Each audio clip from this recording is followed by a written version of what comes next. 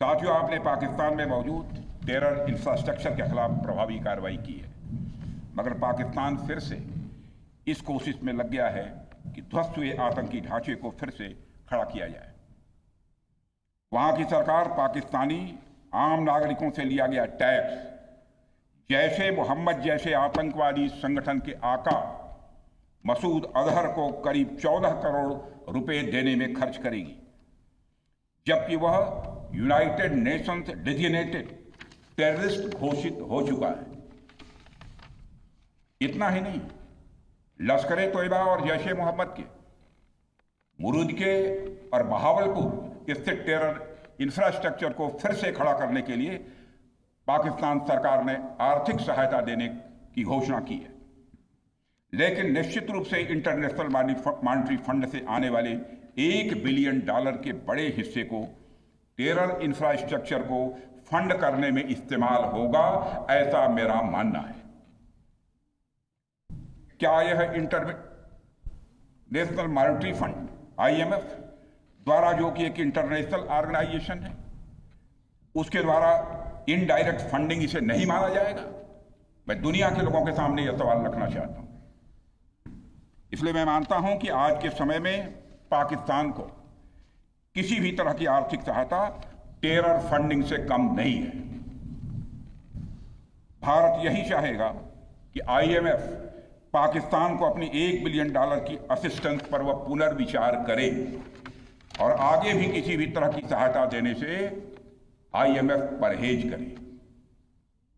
भारत नहीं चाहता जो फंडिंग हम IMF को करते हैं वह डायरेक्ट या इनडायरेक्ट किसी भी तरीके से पाकिस्तान या किसी भी देश में टेरर इंफ्रास्ट्रक्चर को बनाने में वह इस्तेमाल की जाए।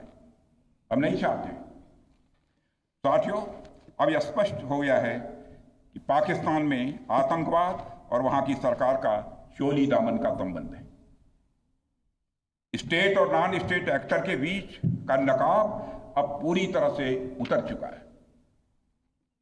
अतः इस परिस्थिति में यदि वहां परमाणु अस्त्र एटॉमिक वेपन रहते हैं तो इस बात की संभावनाओं को भविष्य में नकारा नहीं जा सकता कि कभी वो आतंकवादी तत्वों के हाथों में चले जाएं।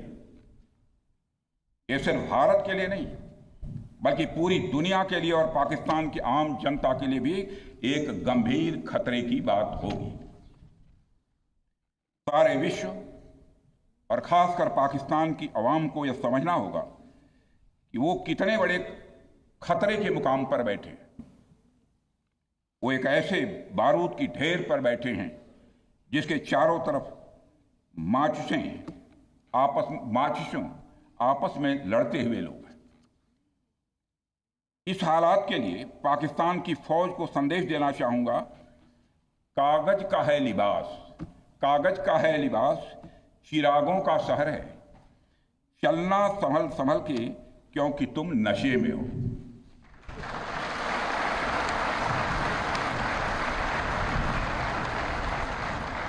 साथियों, अभी आपने जो पराक्रम दिखाया है उसकी चर्चा पूरी दुनिया में हो रही है। जैसा मैंने पहले भी कहा, आज भारत को वैश्विक मंच पर जो सम्मान मिल रहा है उसकी बुनियाद में यदि कहा जाए साफ तौर पर तो वह है आपका पराक्रम। और यही कारण है कि भारत का बच्चा बच्चा आपको अपना आइडल मानता है, बच्चा बच्चा आपको अपना आदर्श मानता है। आपने पूरे देश को यकीन दिलाया है कि नया भारत अब सहन नहीं करता बल्कि वह पलटकर जवाब देता है।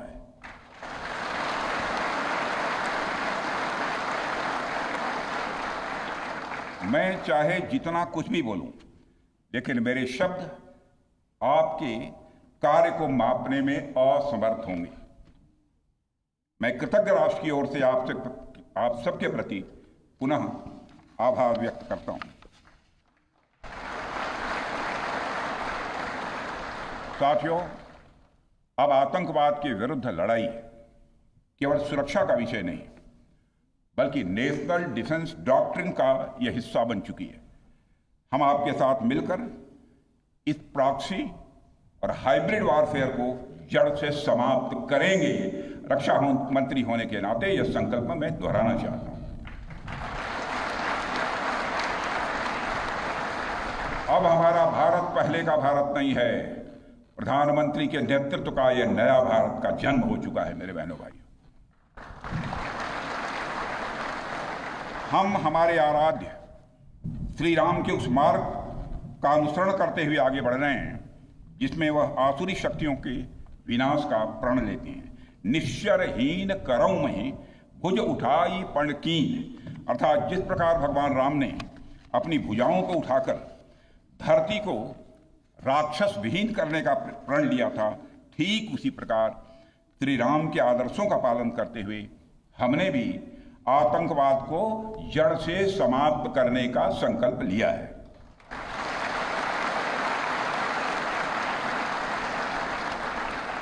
साथियों, प्रधानमंत्री मोदी जी के नेतृत्व में हमारी सरकार आने के बाद सैन्य मामलों को लेकर भारत की सोच और सामर्थ्य दोनों में अभूतपूर्व बदलाव आया है।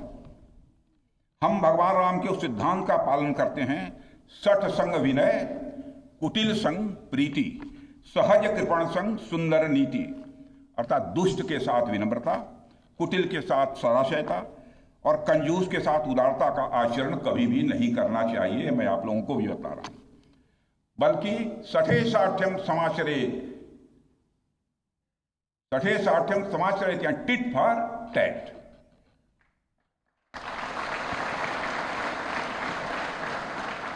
साथियों, ऑपरेशन सिंदूर ने यह स्पष्ट संदेश दे दिया है कि हमने शांति के लिए जितना अपना दिल खोल कर रखा है, शांति को नष्ट करने वालों के विरुद्ध उतना ही अपना हाथ भी खोल कर रखा है। साथियों, एक और बात मैं यहां साफ कहना चाहूंगा कि ऑपरेशन सिंदूर अभी खत्म नहीं हुआ है। जो कुछ भी हुआ है वह सिर्फ एक ट्रेलर मात्र था। अब जब भी सही समय आएगा तो हम पूरी पिक्चर भी दुनिया को दिखाएंगे।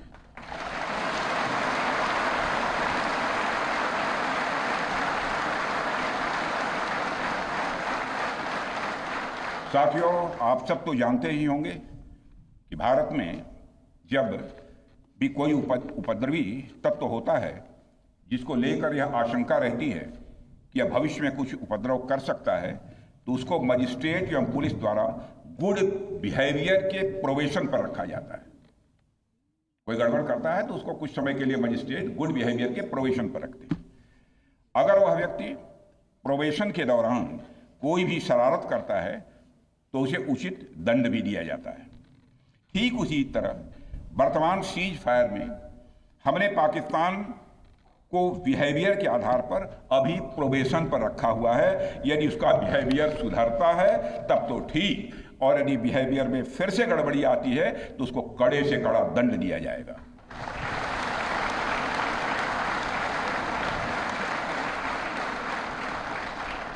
मैं फिर से इसे दोहराना चाहता हूं, अभी भारत ने पाकिस्तान को प्रोबेशन पर रखा है।